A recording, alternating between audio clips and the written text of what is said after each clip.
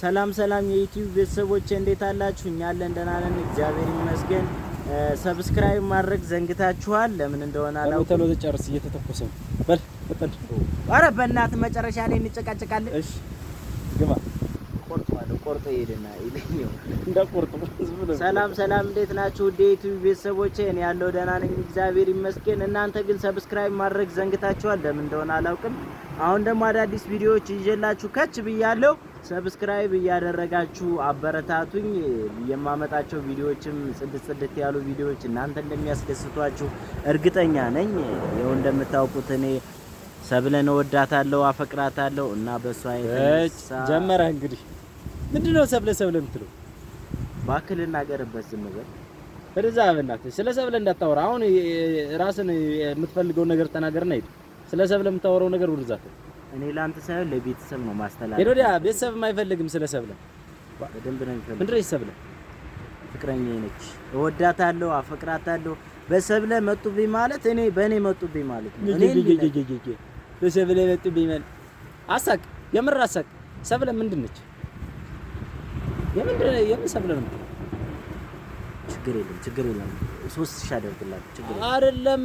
ይኸውልህ እኔ ብር ስለጨመርክልኝ አይደለም። ችግር የለም። በስነ ስርዓት ኦዲየንስ ማሰልቸት የለብህም። ይኸውልህ ሰብለ ሁሌ ሰብለ።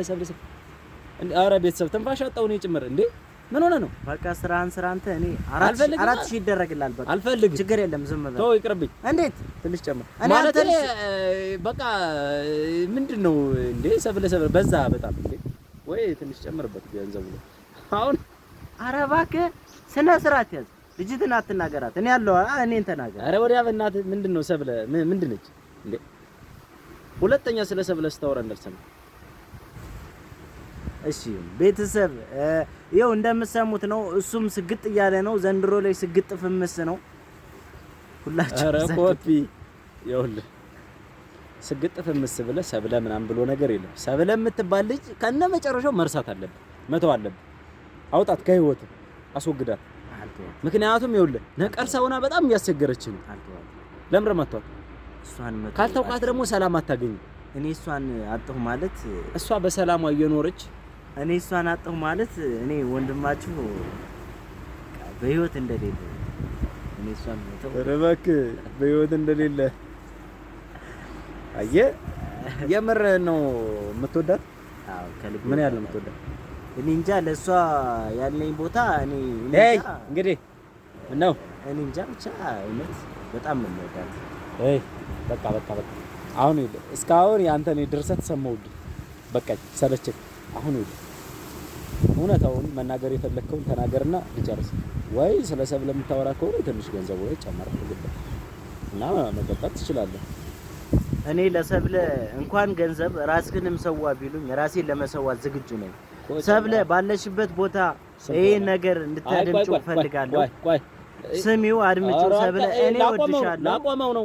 ላቆመው ይኸውልህ ወይ ጨምርበት ወይ ደግሞ ስንት ፈልገን? አይ ስንት ምናምን ሳይሆን እንት ጨምርበት። ምንድነው የሚያሽኮረመው? ኧረ እየተሽኮረመው አይደለም። ያው ቦስ ስለ ገንዘቡ ታውቃለህ መቼም ገንዘብ እንደሚያስፈልግ ለሰው ልጅ እና ጨምርበት ትንሽና የፈለከው ነገር ቀርጻለሁ እንደፈለክ። ግን ደግሞ ስለ ሰብለ እቺ የምታወራት ነገር ደግሞ በነጻ ትከብዳለች። እሺ በቃ ባሪፉ አንተ ስራህን ስራ። 10,000 እከፍልሃለሁ። 10,000?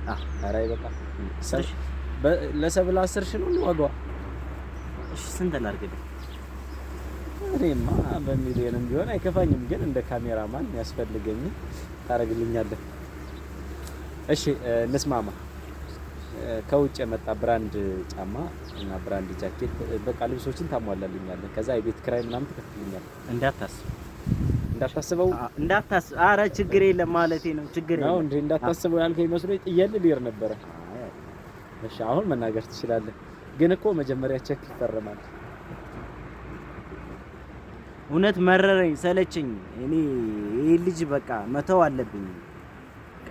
ስልችት አድርጎኛል እና የምነግራችሁ ነገር በዚህ ስሜት ገብቼ አቋረጥኩትና ሰብለ አሁን የማመጣላችሁ ቪዲዮዎች ጽድት ያሉ ቪዲዮዎች ናቸው።